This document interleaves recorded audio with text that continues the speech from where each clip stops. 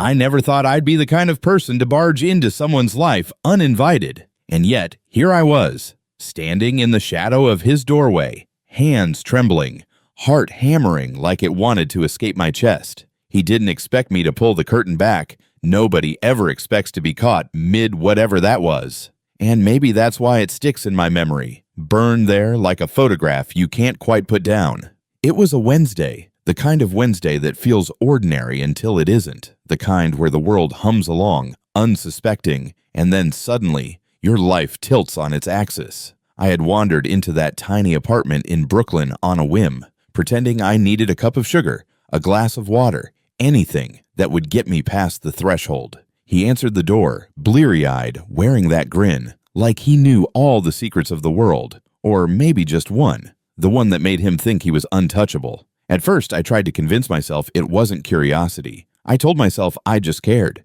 I told myself it was a coincidence that I'd noticed the little things, the slight hesitation when he laughed, the way his hands twitched when he was nervous, the way he rearranged the same 3 books on the shelf over and over again, as if moving them might move something else in his life, something invisible. Then there were the curtains, always drawn, heavy, dark, like they were swallowing the light whole. I wondered what they hid. Did he even notice the day passing outside? Or was it safer, quieter behind that fabric, hidden from the eyes of the world? So that day, I remember it perfectly. My fingers brushed against the edge of the curtain, my heart stuttered, and for some reason, I did it. I pulled it back, just a sliver, and there he was. Not the confident, composed version I knew. Not the man who spoke in calm, measured tones and smiled like nothing could touch him. He was raw, vulnerable, human in the way that's almost cruel to witness. He froze mid-motion.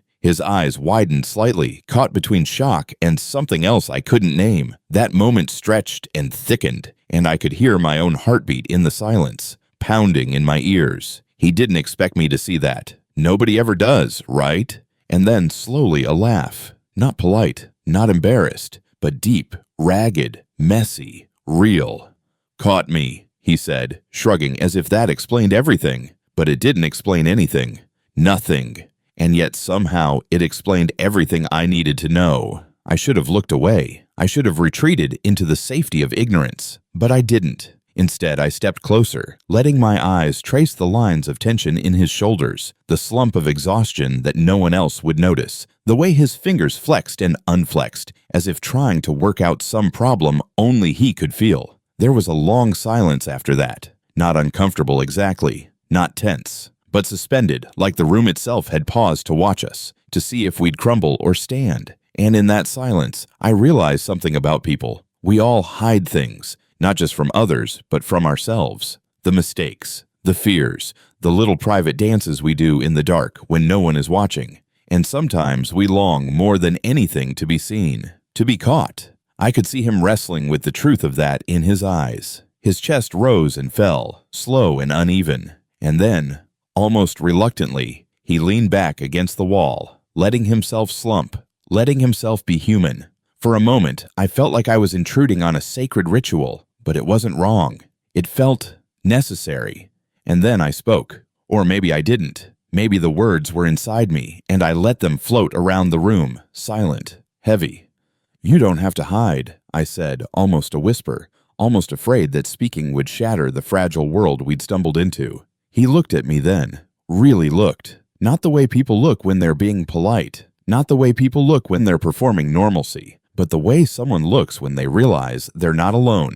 Even in the places they thought they'd always been alone.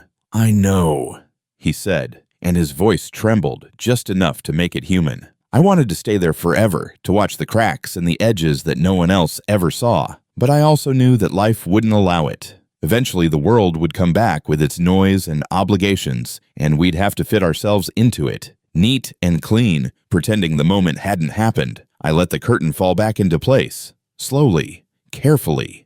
And yet, even as it swung closed, I could feel the room had changed. Something shifted, something real had entered, quietly, irreversibly. I left that day feeling different, lighter, heavier, unsure which. But I knew one thing. I'd never forget it. Not the way he looked, not the way he laughed, not the way the world had felt paused for just a few minutes, long enough to see someone fully, without pretension, without walls. Sometimes the smallest acts, pulling back a curtain, stepping closer, saying a quiet word, reveal more than years of conversation ever could. And sometimes we remember those moments not because they were grand, but because they were honest. And maybe that's the thing we all crave, in the end. To be seen, to be caught, to be human.